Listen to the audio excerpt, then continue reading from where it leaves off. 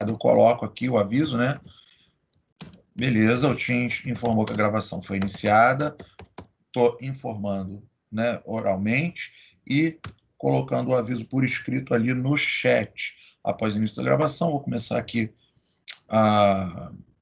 o compartilhamento da tela. Opa, beleza. E o compartilhamento dos nossos slides de hoje. Lembrando que os nossos encontros, a gravação desses nossos encontros, das nossas aulas, bem como o material, o PDF com os slides que a gente compartilha, eles já foram disponibilizados tanto no portal acadêmico quanto no meu site. Então, precisou baixar, precisou revisar o nosso encontro, é só ir lá, tanto no portal quanto no meu site e visualizar que ele está disponível por link do YouTube. Beleza? Então, vamos lá. Hoje, vamos dar continuidade. Deixa eu só ajustar aqui o meu Teams, caso vocês escrevam alguma coisa. Beleza. Continuidade aos nossos encontros. Aula 4 de Direito do Trabalho 1, Poderes do Empregador. Nós começamos a falar alguma coisa sobre os poderes do empregador na semana passada. Semana passada nós falamos lá, né, sobre o SHOP, né, que eram os elementos constitutivos da relação de emprego, a subordinação, a habitualidade, a onerosidade e a pessoalidade. Hoje vamos falar, começar o nosso encontro falando sobre os poderes do empregador, que eu fiz menção no encontro passado. Nós falamos lá, o macetinho, o meu macetinho é o DDoC, né? E aí vamos aqui para o nosso primeiro slide para falar sobre isso. Os poderes do empregador. O empregador, para gerir seu empreendimento e o pessoal, seu pessoal contratado, né, sua mão de obra, lança mão do exercício de alguns poderes inerentes à sua atividade preponderantemente gerencial. Segundo a doutrina clássica, são poderes do empregador: o diretivo, o disciplinar, o controlador, o organizador e o controlador. Beleza, vamos ver um por um. Existem alguns materiais que vocês vão verificar aí o poder controlador sendo chamado de fiscalizador, né? Eventualmente leva a outra nomenclatura. Eu preferi usar essa primeiro porque facilita eu passar esse macetinho do DDoC para vocês e facilita, e também são os termos mais utilizados, né? Vocês vão ler com mais frequência aí nas doutrinas mais populares, tá? Então, vamos lá. O macete, como eu disse para vocês, para a gente lembrar isso daí como eventual prova sem consulta, geralmente o empregador paga por transferência eletrônica, né? Por transferência DOC. Assim, vamos lembrar que o empregador é aquele que tem o poder para pagar, ele tem o poder de DOC. Não significa que ele é poder de DOC mesmo, né? Que é que é o poder de pagar, não é isso. É só um macetinho para poder lembrar dessa sigla com as iniciais dos poderes. Aí o diretivo, D de disciplinar, O de organizador e C de controlador. É claro que esses poderes eles têm que ser trabalhados nos limites do respeito à moralidade e às relações de polidez, de cordialidade inerentes a qualquer relação humana. Ou seja, ele não pode passar por cima, ele não pode dar largos passos em atropelo à dignidade de seus empregados. Tá? Eles são empregados, não são subordinados no sentido da hierarquia empresarial, mas existe um limite para o exercício desses poderes. Ele não pode humilhar, não pode tratar com falsas acusações, não pode tratar com apelidos, não pode assediar, podendo caracterizar, inclusive, crime. Né? Nós temos um capítulo no Código Penal, vídeo artigo 97 seguinte, salvo engano, do Código Penal, que vai tratar dos crimes contra a organização do trabalho, né? Inerentes ali às relações empregatícias. Então, nós vamos ter um certo cuidado com os limites desses poderes do empregador. Beleza, gente? Então, vamos lá. Próximo slide, né? Nós vamos aí ter a passagenzinha sobre o poder diretivo. O que é o poder diretivo? Primeiro, ele vem ali descrito, né? Praticamente... aqui. poder diretivo ou poder de direção. Ele vem escrito ali no artigo 2º da CLT, né? Poder diretivo, de direção, de comando, de subordinação, é o poder maior do empregador, do qual todos os outros poderes derivam. Então, é o DIDOC, é o diretivo, disciplinador, organizador, controlador. Vamos lá. Considera-se empregador, artigo 2º da CLT, a empresa individual ou coletiva que, assumindo os riscos da atividade econômica, admite, assalaria e dirige a prestação pessoal de serviços. Deixa eu dar um pulinho aqui na minha CLT.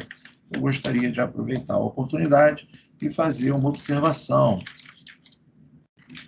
Artigo 2º, tá?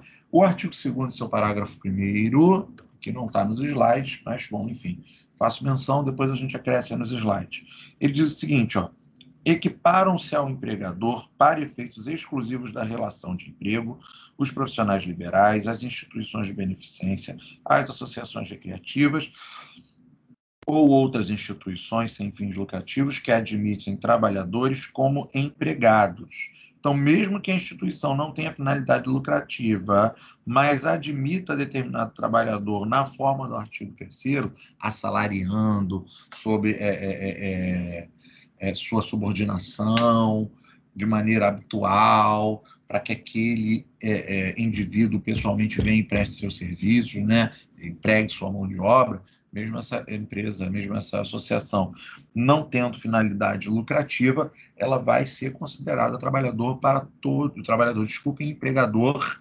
empregador para todos os efeitos dessa de relação trabalhista, de assunção de direitos e obrigações trabalhistas. Beleza? Então, o poder diretivo é esse poder de comando, né? Da onde emanam todos os outros poderes. É o poder de dirigir a atividade econômica como um todo. Vamos lá. O segundo poder inerente, né, aos poderes do empregador é o poder disciplinar. É o poder de punição, de impor sanções aos empregados, advertência verbal, advertência escrita, suspensão disciplinar, justa causa. É o poder, é onde o empregador, dentro dos limites impostos pela Constituição, pela leitura constitucional da consolidação das leis trabalhistas, né? Dentro desses limites, é o poder que diz como o empregador poderá gerir o seu negócio disciplinando seus funcionários, fazendo suspensões, descontando hora, fazendo cortes de pessoal, suspendendo ali, dando advertências verbais ou advertências por escrito. Essa advertência, quando a gente fala advertência verbal, não é, e aí permissa vem o uso da expressão, não é o esporro, não é, né?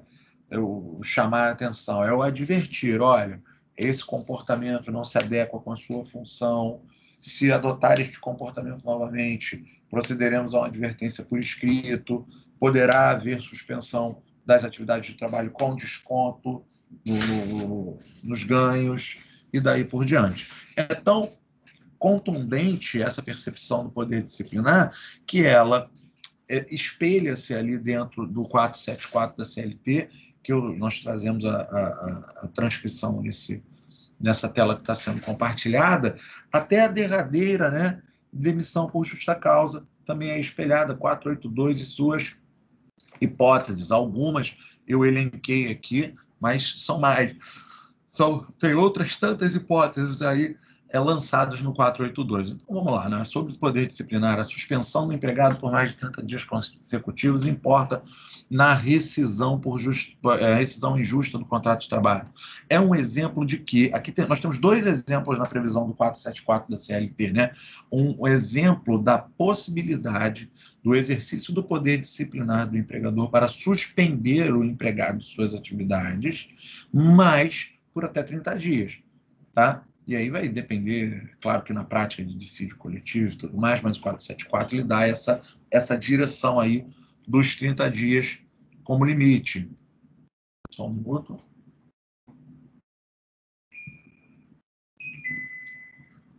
Como limite. E o 482, que é a possibilidade de justa causa. Se no exercício desse poder disciplinar ele ultrapassa esses 30 dias, ele está exacerbando os limites do seu poder disciplinar. Então, ele já não está mais punindo e já vai ser, aspas, punido, porque vai considerar, eu afasto o meu empregado por mais de 30 dias, né, por suspensão disciplinar, não, eu demiti ele sem justa causa, então eu vou ter que pagar todas as verbas da rescisão. Afasto ele por 15 dias, vou descontar por uma suspensão disciplinar, na forma do 474. Não existe a justa causa, existe o desconto, né, proporcional naquele pagamento. Vamos lá. E o 482 são as hipóteses de justa causa, né, que as hipóteses de justa causa que projetam, né, que lançam luzes sobre o exercício desse poder disciplinar, o máximo, o ápice desse poder disciplinar, constituem justa causa para a rescisão do contrato de trabalho pelo empregador, ato de improbidade, incontinência ou mal conduta, são exemplos, né, que estão escritos lá na previsão legal do 482, negociação habitual por conta própria, sem permissão do empregador, aquele camarada que vende coisa ali dentro da empresa, não pode, né? A não ser que o empregador permita expressamente, e quando constituir ato de concorrência com a empresa, o empregado for prejudicial ao serviço, condenação criminal do empregado, essa aqui é muito boa, que existem duas, depois, mais à frente, né, quando nós vamos analisar as hipóteses de justa causa, uma a uma, essa questão da condenação criminal do empregado tem toda uma discussão de como que vai ficar a situação da empresa, né? Enquanto ele responde criminalmente, já posso aplicar essa justa causa, não posso aplicar, em que pese a discussão teórica e jurisprudencial, a letra de lei ela deixa o seguinte para a gente: condenação criminal passada em julgado, ou seja, após o trânsito em julgado, caso não tenha havido suspensão da execução da pena. Desídia no desempenho das respectivas funções, desídia de desleixo, né? Aquele empregado relaxado, desidioso. Eu fui até aqui a letra F, que, por incrível que pareça, é uma justa causa muito comum, é a embriaguez habitual em serviço, acontece muito, principalmente no ramo da construção civil. Não estou querendo fazer nenhum juízo de valor, estou espelhando algo da realidade. As grandes empreiteiras costumam ter bastante problemas, né? Muitas questões para resolver com relação a caracterização dessa justa causa, tá? Peraí que deu aqui um sinal como se alguém de vocês tivesse me chamado aqui no Teams. Deixa eu dar uma olhada aqui se foi no nosso. Foi, deve ter sido que como eu já disse para vocês, eu deixo aqui o telefone logado, ele vibrou aqui mensagem do Teams, mas não foi no grupo de vocês. Depois eu vejo. Vamos lá. Vamos partir para o próximo poder. Falamos do diretivo, falamos do disciplinar. O poder organizador ou regulamentar, né? É o poder do empregador que constitui-se, né? É o poder que o empregador tem de criar regras, como regimentos internos, circulares, portarias. Estas regras não podem conter em seu bojo a prática de atos ilícitos, depreciativos da moral ou diversos do regular exercício profissional. Agora, olha só, quando essas regras criadas por regimentos internos, circulares ou portarias forem mais benéficas ao empregado do que as regras gerais, que da CLT, da própria CLT, ou forem mais benéficas do que, eventualmente, até o próprio dissídio coletivo, essas regras passam a integrar o contrato de trabalho, tá? Princípio da previsão mais benéfica. Nós vimos lá há 2 encontros atrás, quando tratamos das questões principiológicas, da norma mais benéfica, está ali escrita, está ali estabelecida, tá? Tem um regimento interno da empresa que prevê uma norma mais benéfica do que o próprio dissídio coletivo da categoria, é a norma mais benéfica que vai aderir-se ao direito ao direito daquele trabalhador, tá? Vamos lá, aí eu trouxe aí no bojo como exemplo o 51 do TST, né, norma regulamentar, vantagens e opções pelo novo regulamento, as cláusulas regulamentares que revoguem ou alterem vantagens deferidas anteriormente só atingirão os trabalhadores admitidos após a revogação ou alteração do regulamento.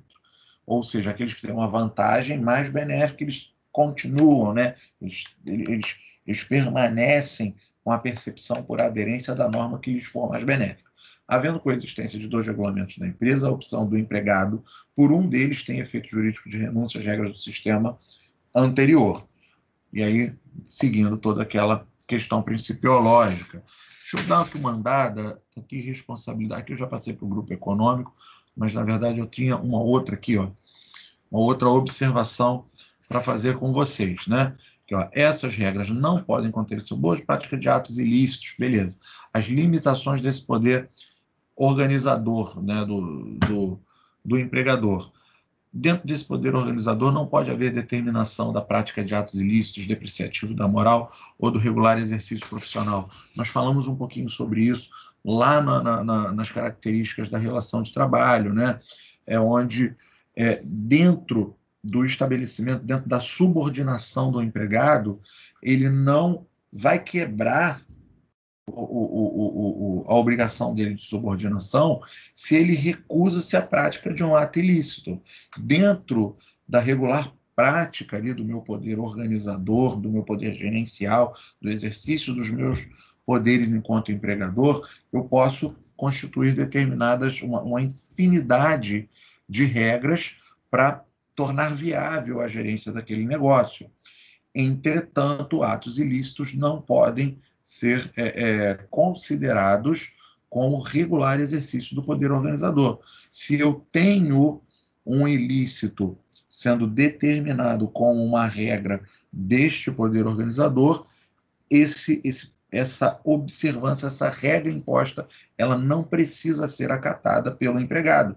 Ele não é obrigado, ele não vai estar quebrando o contrato de trabalho, não vai ser penalizado como eventual justa causa ou com qualquer consequência do poder disciplinador se ele recusa-se à prática de ato ilícito, ato depreciativo da moral. Acredito que já tenha dado esse exemplo num outro encontro, algo que aconteceu há alguns anos, muito imposto de gasolina, que eles contratavam homens e mulheres para ficarem lá nas bombas. Os homens usavam macacão, as mulheres tinham que usar shortinho e botavam música e ficavam dançando e tal. Teve aquela discussão, mas faz parte, estamos contratando para isso, paga mais, paga menos, como é que a gente vai para legitimar?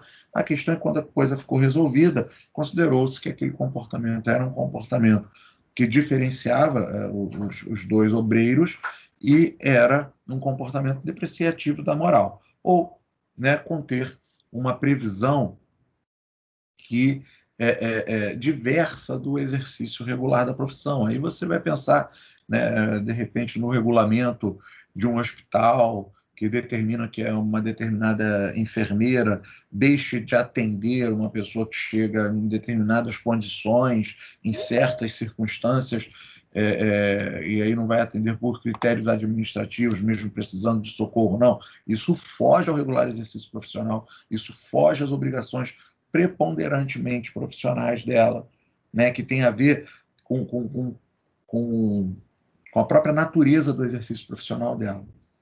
Vamos tentar colocar um exemplo mais consolidado. Você imagina que um determinado hospital tenha determinação lá, tem nos seus regulamentos, de que qualquer paciente só pode ser atendido depois de preencher uma determinada fichinha.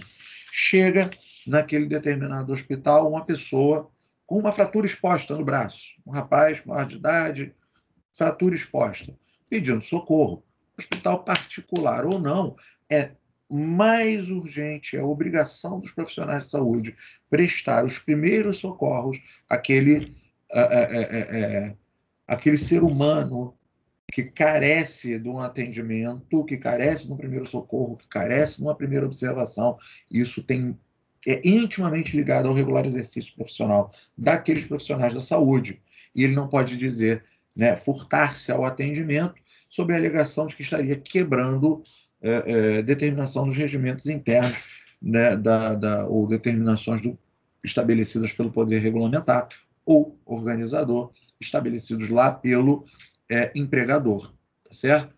Pode haver a previsão, e a previsão ela não pode ser inadequada ao exercício regular profissional. Se o exercício regular profissional em confronto em análise comparativa com o poder regulamentador, ele preponderar, ele supera o poder regulamentador, ou regulamentador ou organizador, são dois nomes para mesmo, né, para a mesma situação, e esse profissional não vai estar quebrando a característica de subordinação do contrato de trabalho ao contrato de trabalho pelo empregado. Percebam que aquelas características elencadas como características e elementos constitutivos da relação de emprego, eles se engendram, eles se ligam, né, intimamente aos poderes do empregador. O atendimento de um pode prever a quebra de outro, e a inobservância de seus limites pode gerar uma pretensão jurídica, geralmente, né, a um eventual dano moral ou a percepção de qualquer outro, né, de um outro direito a ser observado de acordo com as circunstâncias. Beleza? Poder controlador ou fiscalizatório ou fiscalizador. É o poder de controle, de vigilância, tá? Esse é muito legal. Eu trouxe aqui, eu sabia que eu tinha relacionado em algum momento essa parte do dano moral, do assédio moral, que tem jurisprudência nesse sentido, que eu já avancei para lá, mas tem jurisprudência nesse sentido, tem questões aqui que nós devemos considerar. O poder controlador ou fiscalizatório, poder de controle, de vigilância, grande cuidado para não violar direitos fundamentais do empregado com a sua intimidade, vide artigo 5º 10 da Constituição, ou submetê-lo a tratamento desumano ou degradante. Vamos dar uma olhadinha lá na Constituição, né? Só para não dizer que nós não fizemos a leitura do artigo 5º, a leitura constitucional da matéria trabalhista. Artigo 5º, inciso 10º da Constituição. São invioláveis a intimidade, a vida privada, a honra e a imagem das pessoas. Olha como é que isso é importante.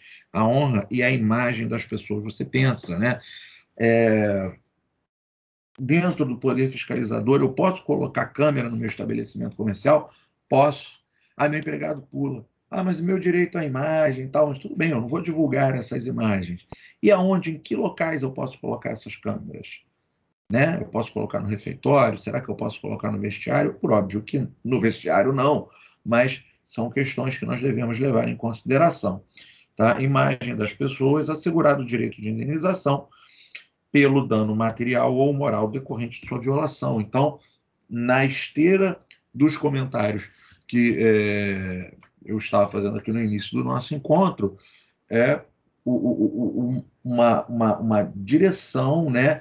É a consequência da inadequada observância dos limites dos poderes do empregador. E a inadequada observância dos limites desse poder fiscalizador, controlador, pode gerar ao empregado a pretensão, a percepção de dano moral, pois ocorreu uma violação ao seu direito de imagem, por exemplo. Isso é muito comum, tá?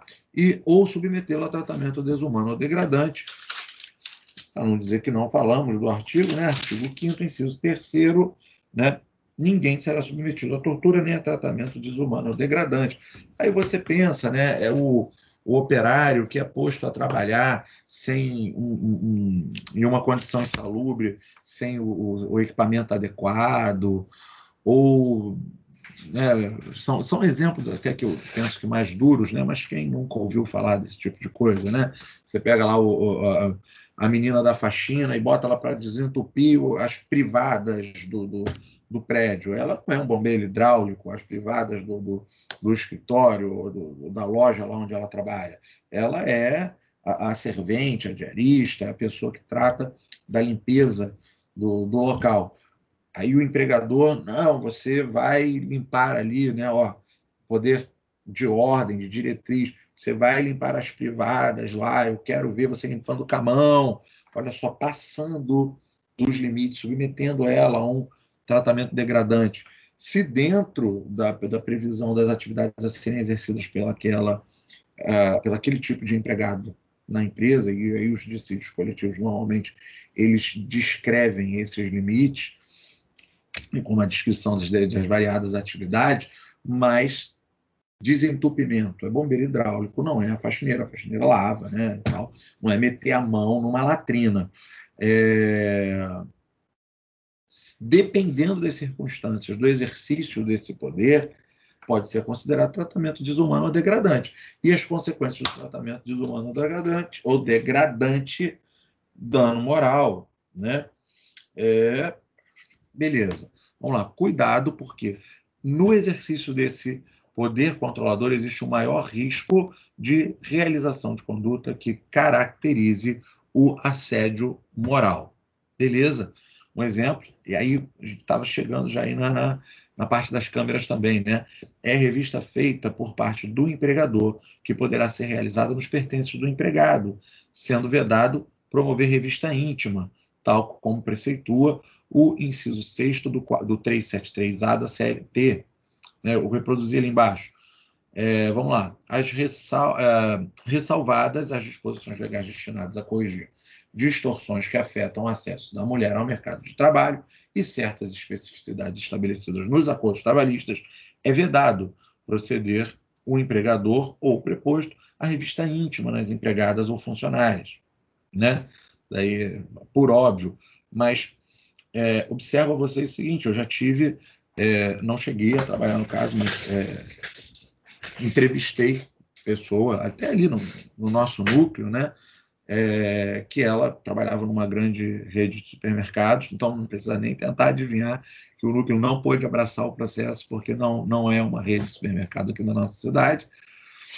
E qual era a reclamação dela? Né? Que eles revistavam bolsas, as bolsas das mulheres na entrada e na saída, até aí tudo bem, né?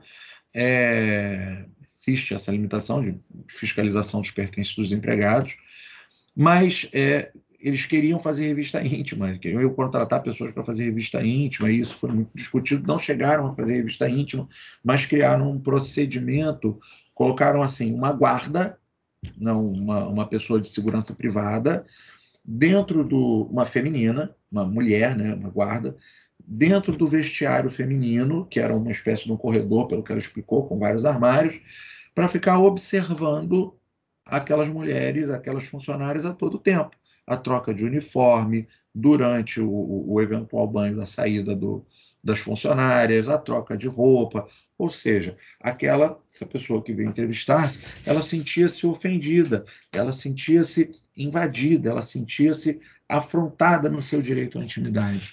Ela buscava ali, né, a caracterização de um assédio moral, tá? Então, particularmente, entendo que existia, tá?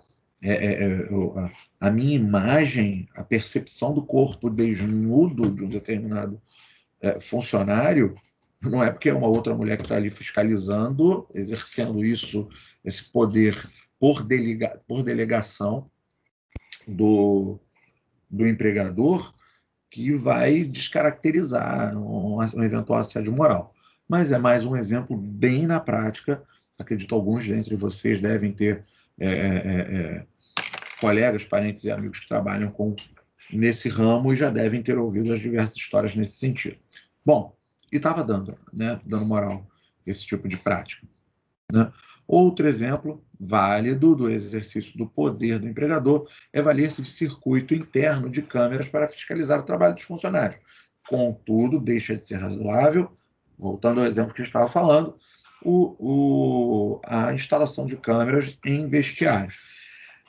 Existe uma certa discussão com relação à instalação de câmeras nos refeitórios, porque os refeitórios das grandes empresas são os locais onde os trabalhadores se reúnem para gozar, geralmente, da 1 hora de intervalo para refeição e descanso. E essa 1 hora de intervalo para refeição e descanso, eles ficam desvinculados da adoção de comportamentos fiscalizados pelo empregador. É a minha hora de intervalo para refeição e descanso, minha hora do intervalo entre a jornada. Eu posso, na minha hora de almoço, sair da empresa, ir no banco, sair da empresa, não pode fumar dentro da empresa, eu vou lá para a calçada, do outro lado da empresa, fumar meu cigarrinho. Se o meu empregador acha certo ou não acha certo, não é o caso. Eu estou na minha jornada, no meu intervalo entre a jornada. Não estou sob o comando subordinatório do empregador. E se não estou dentro desse comando de subordinação do empregador, existe uma certa discussão se nestes ambientes pode ou não haver câmeras. Não acho que é, particularmente, uma proibição, né, velada. Falando em outras palavras, acredito sim que possa, que não tenha grandes problemas na instalação de câmeras nos refeitórios, mas também entendo o argumento dos empregados que dizem, não, no momento do almoço eu durmo lá, tiro um cochilo no refeitório, não quero uma câmera me filmando dormindo, tá? E aí tem uma outra discussão, mas por que você não quer? Ah, porque depois essa minha imagem vai parar na internet e eu vou passar vergonha e é o meu direito à imagem. Tudo bem. E a responsabilização do empregador que essa imagem vai parar na internet, caso ocorra a inutilização adequada dessa imagem? Porque a utilização inadequada da imagem, ela pode se dar até com a câmera que fica no salão, ou com a câmera que fica em cima do caixa para poder filmar um eventual roubo, né? Até por uma questão de proteção. Então, é uma discussão bem interessante. No outro giro, o que nós vamos nos fixar como divisor de águas, limitador desse poder fiscalizatório, né, desse poder controlador? Vamos observar principalmente os aspectos da proteção à intimidade do empregado, bem como a proteção do empregado ao não tratamento desumano, ao não tratamento degradante. Tá ok? Respeitados sempre, vamos ver aqui o poder organizador, os limites do regular exercício profissional de cada empregado. Tá? Beleza. Com isso, nós falamos sobre os 4 poderes do empregador. Deixa eu ver como é que nós estamos. Hoje deixa eu ver aqui, ó. Tem bastante coisa. Preparei aqui. Tinha para mim que eu tinha separado aqui 10 slides para vocês, mas acho que eu empolguei ali um pouquinho. Mas fiquem tranquilos, não vou entrar muito não. Opa, você falou aqui uma pergunta, mas não piscou aqui a telinha, André, perdão. Deixa eu ver aqui se faz muito tempo que você perguntou. Foi agora, né? A instalação de áudio pode ser em qualquer lugar da empresa, sem aviso, famoso grampo? Não, tem que ser avisado. Tem que ser avisado. É claro que a utilização dos telefones da empresa, né, os telefones da empresa, por exemplo, eles pertencem à empresa e são para ser utilizados exclusivamente para finalidade comercial. Então, se existe, né, a gravação das ligações não empresariais, não, da companhia, né? Tem um heliporto aqui no Rio que tem grampo em todas as partes da empresa. Bom, vamos lá, né? Primeiro que os funcionários têm que ter conhecimento de que estão sendo gravados. Isso não pode ser algo... Não pode ser oculto. Os funcionários têm que saber que eles estão sendo fiscalizados, né? Tanto que o funcionário, quando ele recebe, por exemplo, um e-mail corporativo, essa era a palavra que eu estava procurando, estava falando aqui empresarial da companhia, eu ia falar corporativo. Corporativo. Deixa eu botar minha cola aqui no cantinho para que não me fuja mais essa palavra. Então, os funcionários de uma determinada empresa, quando recebem um e-mail corporativo, eles assinam um termo, dão lá um recebi ciente, né, de que aquele e-mail corporativo e o conteúdo que vai ser veiculado ali será fiscalizado pela empresa. Ninguém sabe, uma funcionária me contou, cabe indenização? Sim, em teoria, por não ser de conhecimento dos funcionários, né, invadiria, eu entendo particularmente que invade a seara da minha intimidade. Se eu não sei o que está sendo... Imagina o seguinte, eu não sei o que está sendo gravado ou não, e no meu horário de almoço, ainda dentro da empresa, eu pego no meu celular e resolvo ligar para minha filha, para discutir qualquer questão pessoal, né? Falar, minha filha, eu não gostei do namorado que você arrumou, ele é sujo, feio, fedorento, eu não gostei dele, eu não quero que você namore, eu quero que você viva para feira. Estou discutindo minha vida pessoal, minha intimidade, horário de almoço. E eu estou num ponto dessa firma onde tem esse determinado grampo aí que você está colocando para mim. É uma ilegalidade, está invadindo a minha intimidade. Eu não sei que eu estou sendo monitorado, porque o funcionário, quando monitorado, ele tem que saber que está sendo fiscalizado. A fiscalização não pode ser uma fiscalização agora me fugiu a palavra, mas não pode ser uma fiscalização oculta, não pode ser aquela fiscalização no segredo, né? É uma fiscalização, o funcionário deve saber que está sendo fiscalizado. Ser fiscalizado por um gerente, ser fiscalizado por um encarregado, se existem câmeras no local, se existem, se estiver usando o telefone empresarial, aí é por óbvio, né? O telefone empresarial, o corporativo não pode ser utilizado para outros fins. Mas particularmente essa questão de grampos, né, de gravação de áudio, me denota uma ilegalidade. Eu particularmente entendo que cabe, que caracteriza o dano moral para essa relação de emprego.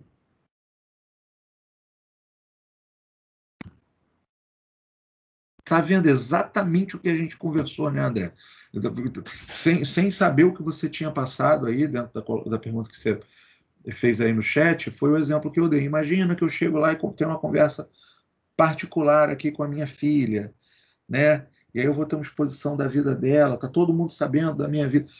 Cara, é muito complicado, né? Eu particularmente entendo que você conseguindo provar isso, o dano moral é o norte mais provável para a realização da tua pretensão, entendeu? E bem se encaixa nesses limites do poder fiscalizador. Pode, mas tem que ser sabido.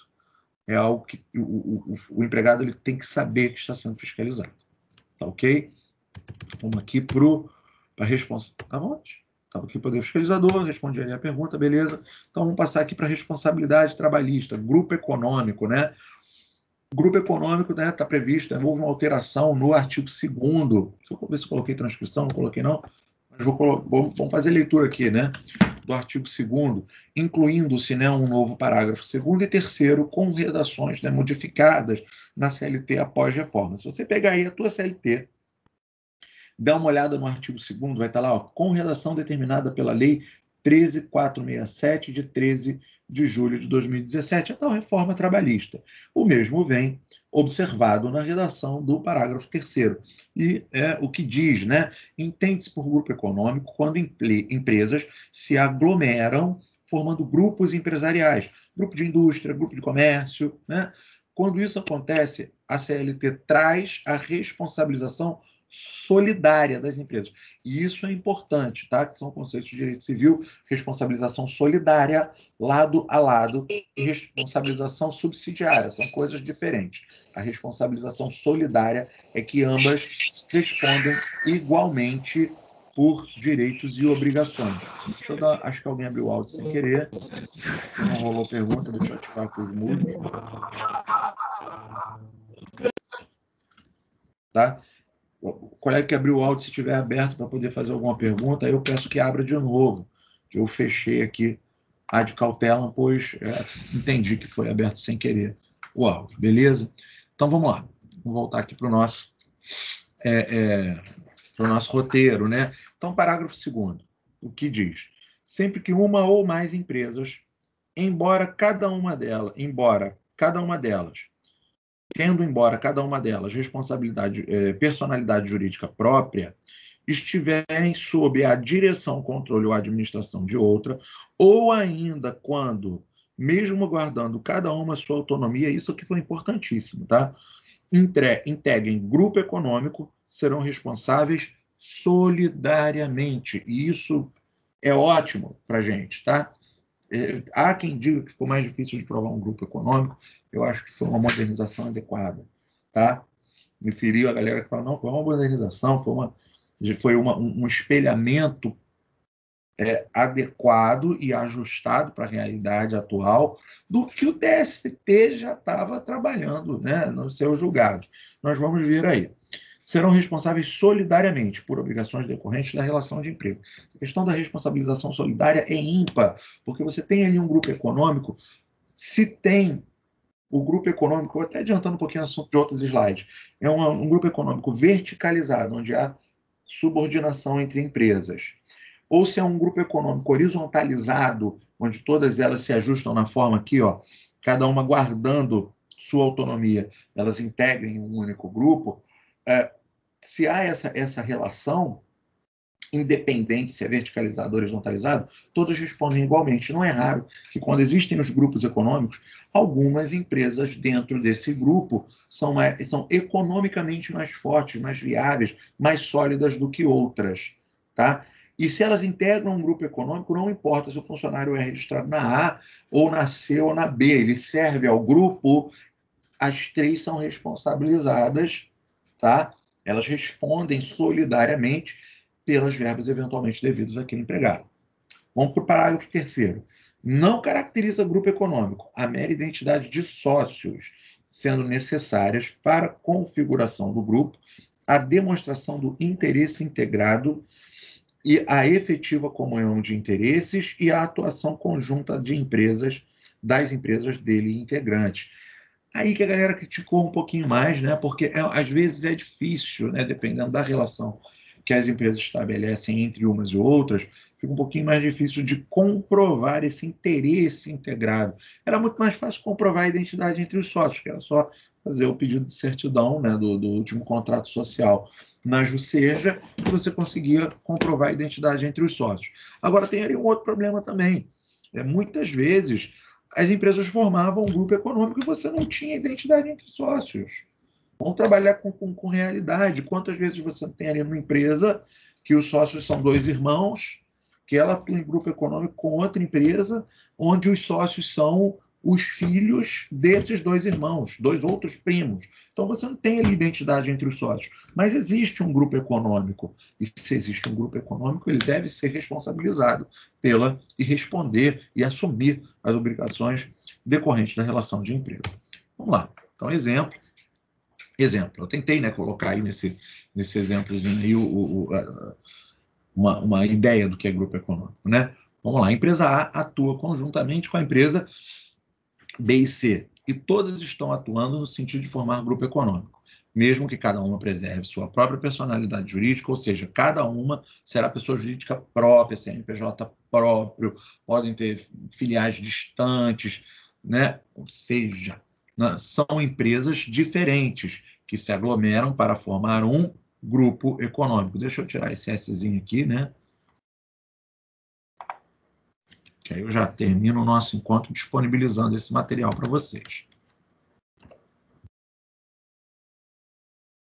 Beleza.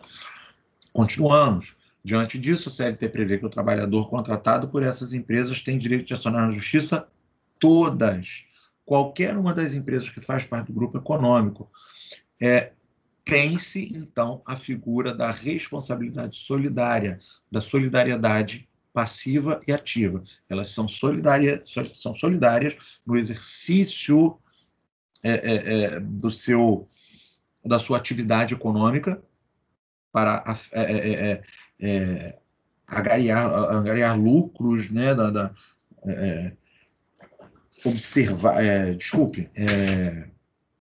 oferir lucros da atividade econômica, mas também são responsáveis solidárias com relação às obrigações assumidas pelo grupo, e especificamente no nosso caso, pelas obrigações decorrentes da relação de emprego. E aí, grupo econômico vertical e horizontal. Tá? Isso daí já passou. Tá? A gente não existe mais essa diferença se o grupo é vertical ou horizontal dentro de um grupo econômico.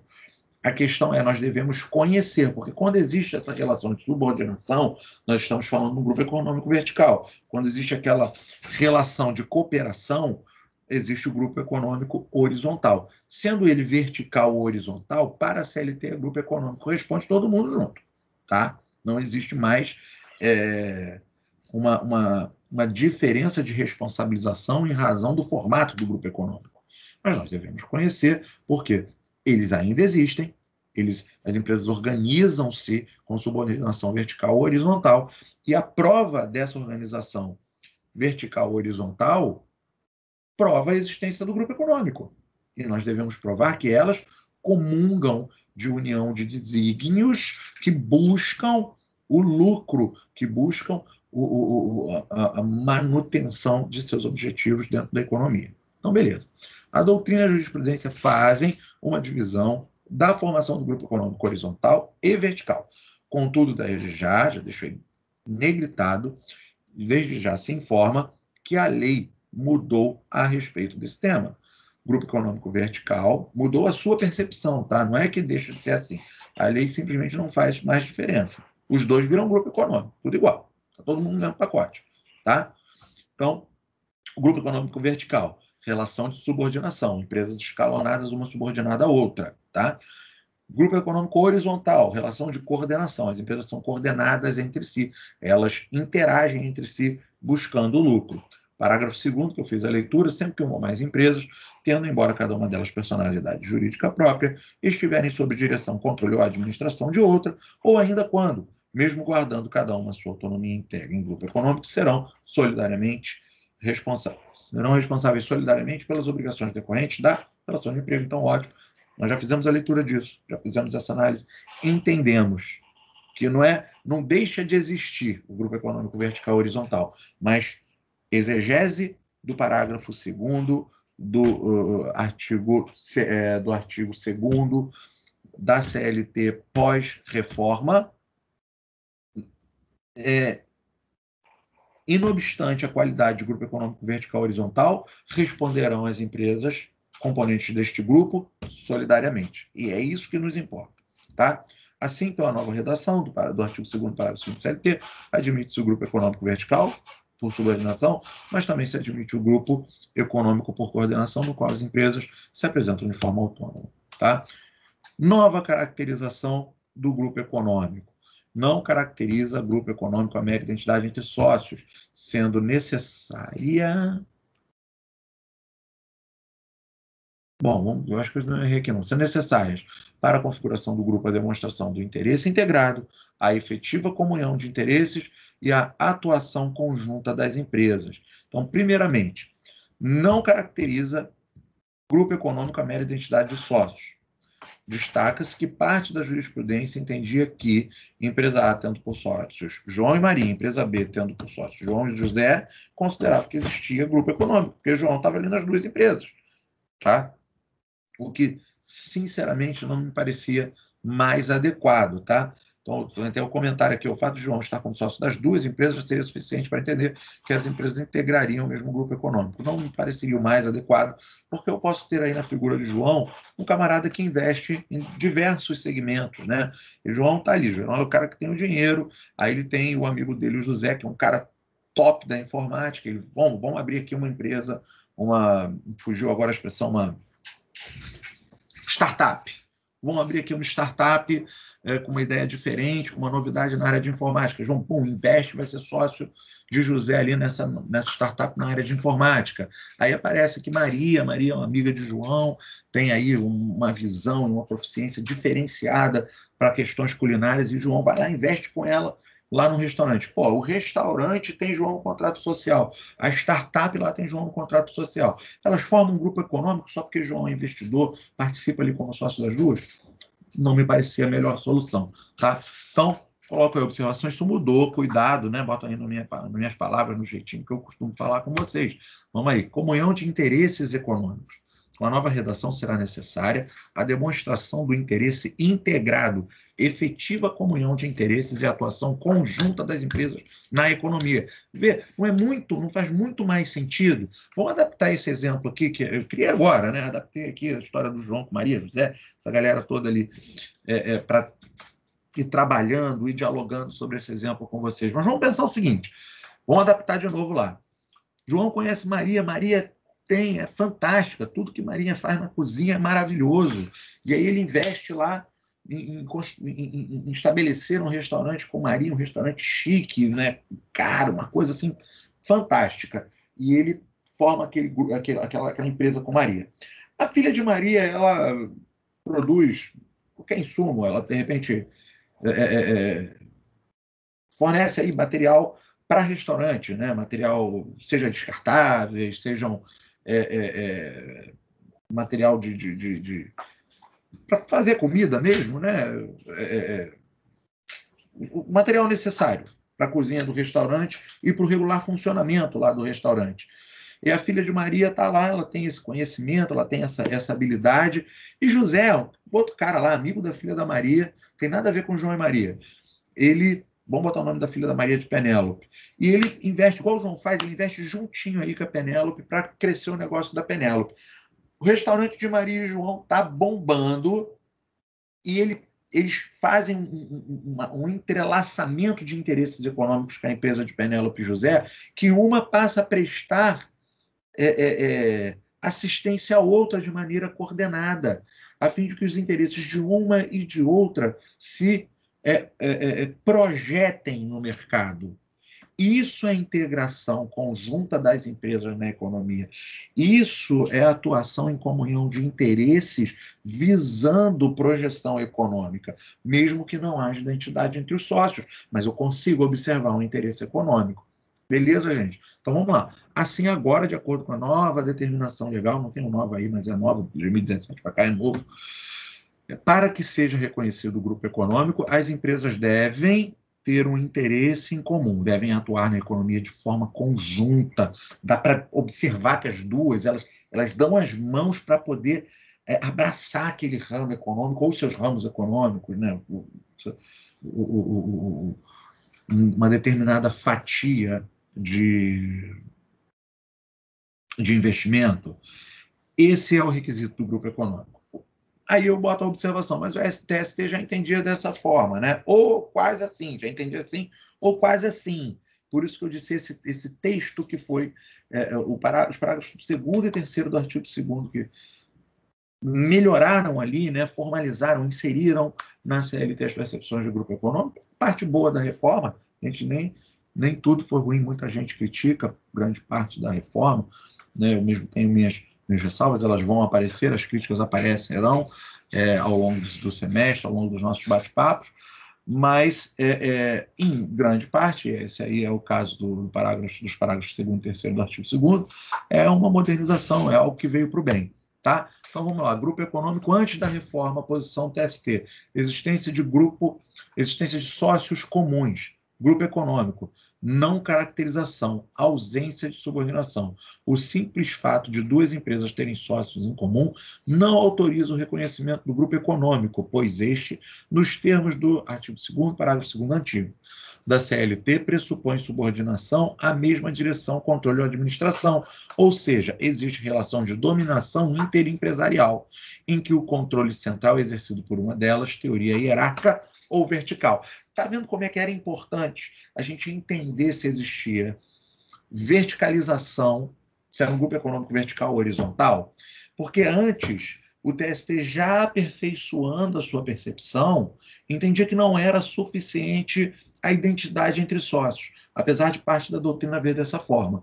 Mas, em compensação, o TST entendia que isso era grupo econômico se houvesse coordenação verticalizada, comandada por uma das empresas, de maneira hierárquica. Aí veio o ajuste da reforma. Não, tudo bem, você está certo. Essa questão da identidade entre os sócios, não, isso daí realmente não tem nada a ver. Né? Isso daí pode ter um investidor, um multi-investidor. E aí não são todas as empresas que ele investe o dinheiro e participa legalmente como sócio, que ele é honesto, é justo, não usa laranja, faz tudo certo, ele não quer deixar de figurar no contrato social dos seus investimentos. Agora, também exigir que exista coordenação hierárquica, e fica muito fácil para as empresas fugirem do grupo econômico. Percebam, nesse exemplo do restaurante da Maria, na empresa que fornece insumos para restaurante da filha de Maria, lá Penélope, eu tenho sócios completamente distantes. Eu não tenho uma relação hierárquica, eu tenho uma relação de entrelaçamento, uma relação de atuação conjunta, e é a cara do grupo econômico. São duas empresas que abraçam-se para engolir o mercado, teoricamente. Tá? Então, a nova previsão legal modernizou o conceito de grupo econômico, inserindo a participação horizontalizada lado a lado no conceito e exigindo prova da integração de interesses, já afastando a questão da identidade de sócios, porque nos parecia, apesar de, né, para o advogado trabalhista, na busca dos interesses do empregado, né, era muito mais prático. Ó, o camarada tem outra empresa ali também, vamos buscar lá porque é grupo econômico. Mas friamente pensando, nos parece injusto, tá? Vamos lá. Então, repita-se. Aí, para fechar, beleza. Para fechar o nosso tema de hoje, que eu fui um pouquinho além aí do que eu tinha me planejado para andar com vocês. Né? Eu tinha me planejado para 40, fui até 1 horinha com vocês. Não tem problema. né? Até o final do semestre a gente consegue liberar mais cedo. Eu tenho saudade desse nosso momento em sala de aula, mas vamos lá. Então, repita-se. Para a caracterização do grupo econômico, será necessária demonstração de interesse integrado, comunhão de interesses e atuação conjunta. Essa atuação conjunta, ela pode ser verticalizada ou horizontalizada. Você precisa demonstrar, por isso você precisa conhecer o que é grupo econômico vertical e horizontal. Que aí você consegue provar, você consegue argumentar na redação de uma eventual reclamação trabalhista que existe uma comunhão de interesses verticalizado, hierarquicamente dominado pela empresa A para as empresas B e C, ou uma comunhão de interesses verticalizado, horizontalizado, com a atuação conjunta de empresa A, B e C, como irmãzinhas, lado a lado. E que seus interesses se entrelaçam, se abraçam, se confundem, se misturam, a fim de ampliar a capacidade de exploração de determinado nicho econômico por todas as empresas que compõem o grupo. Beleza, gente? Então, é isso aí. Nosso tema de hoje vai até aí. Eu já tinha preparado mais alguma coisinha aqui para a sucessão empresarial, mas sucessão empresarial é um tema que já se elastece mais um pouquinho. Nós vamos ficar com sucessão empresarial e a sequência aí do nosso encontro, das nossas aulas, para o próximo encontro, para a aula 5. Primeiramente, eu vou encerrar a gravação para o vídeo já começar a ser preparado aqui pelo Teams.